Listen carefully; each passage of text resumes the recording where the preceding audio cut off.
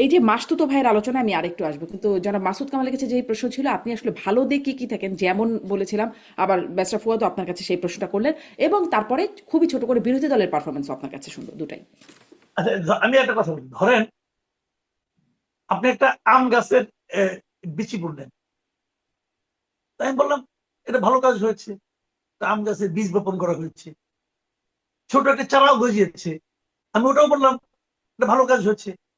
হুম হুম। তা আপনি বললেন যে ভাই আম কই, আম তো পাই না, তাহলে ভালো হলো কেমন করে? মাঝখান থেকে জায়গা নষ্ট হয়েছে, এটার পিছনে আমার শ্রম যাচ্ছে, যাচ্ছে তো। তো এটা বলবো যে ভাই, এখন কোশ্চেনটা হলো জানেন, আমি ওই জন্যই বললাম কিছু কিছু জিনিস হয়েছে। আমি একটা এক্সাম্পল দিয়ে বলি। এই যে খাল কাটা হচ্ছে না, আমরা কিন্তু খাল কাটার সবাই সমালোচনা করছি। খাল কাটা যখন প্রথমবার হয় তখন আমি স্টুডেন্ট ছিলাম, আমার মনে আছে। খাল কাটার কিছু কিছু পজিটিভ দিক কিন্তু আছে, এটা বুঝবো কখন জানেন? শীতকালে, যখন নাকি বর্ষাকাল না থাকবে। এখন তো বর্ষাকালে শুরু হলো এই কাজটা, পানি কিন্তু কিছু জমবে, এখানে খালগুলোতে কিছু পানি থাকবে, এটার একটা সুফল কিন্তু আমরা পাবো। তো এখন আপনি যদি বলেন যে এখন খাল কাটার দরকারটা কি, পানিতে এমনি আছে, এখন বর্ষাকাল তো, এখন আমি এটা বুঝবো না কিন্তু। হুম। এই যে এরকম কিছু দীর্ঘমেয়াদী কাজ কিন্তু আছে রে ভাই। আমি আপনাকে এক্সাম্পল দিয়ে বলি। শেখ হাসিনার আমলে উনি ওনার সামাজিক যে নিরাপত্তা বলয় যেটা তৈরি করেছিলেন, ভালো মানুষ ছিল কিন্তু। বৃদ্ধরা একটা গরিব মানুষ, আমার কাছে একজন এক ড্রাইভার বলতেছিল একদিন, আমি একটা চ্যানেলে যাচ্ছিলাম, ওই চ্যানেলের একজন ড্রাইভার বলতেছিল যে তার দুই বাচ্চা হয়েছে। প্রথম মেয়ে যখন হয় তখন উনি 3 দফায় মাতৃত্বকালীন ভাতা হিসেবে 24,000 টাকা পেয়েছে। আমি শেখ হাসিনা এত সমালোচনা করতাম, কিন্তু আমি জানতামই না যে শেখ হাসিনার সরকার একজন গরিব মানুষের যখন বাচ্চা হয় তখন তাকে 24,000 টাকা ক্যাশ দেয়। আমি জানতাম না। তো আমার তো অজ্ঞতা আছে ভাই, আমরা কিন্তু অর্ধেক জানি চিল্লাচিল্লি আরম্ভ করে দিই। তো এটা তো ঠিক আছে না, খারাপ এসে চাই বললাম, ওরা অনেক খারাপ ছিল ভাই। কিন্তু পৃথিবীতে আপনি একটা মানুষও পাবেন না যে মানুষের সব খারাপ, হুম। আবার আরেকটা মানুষ পাবেন না যে সব ভালো। ভালো মন্দ মিলাইতে মানুষ। তো যেটা আমার কাছে বেশি মন্দ লাগে তখন আমি তাকে বেশি মন্দ করি। তো ও বলতেছে আমি আমার প্রথম সন্তানের ক্ষেত্রে পেয়েছি, দ্বিতীয় সন্তানের ক্ষেত্রে পাইনি। আমি কেন পাল্টাই কেন?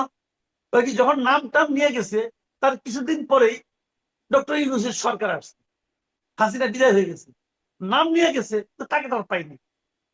আমি কেন, সমস্যা নেই ওই কোটা নাকি পরে আমি জানি না বন্ধ হয়েছে কিনা। এটা আমাকে একজন চ্যালেঞ্জ করে ড্রাইভারের নামও বলতে পারবো। তো উনি আমাকে এই কথাটা বলেছেন। তো এখন এরকম অনেকগুলি ক্ষেত্রে, বিধবাদের ক্ষেত্রে, বৃদ্ধাদের ক্ষেত্রে উনি কিন্তু নানা ধরনের মানে তার সোশ্যাল ভাতা। নেটের আওতায় কিন্তু ওদেরকে আনা হয়েছে।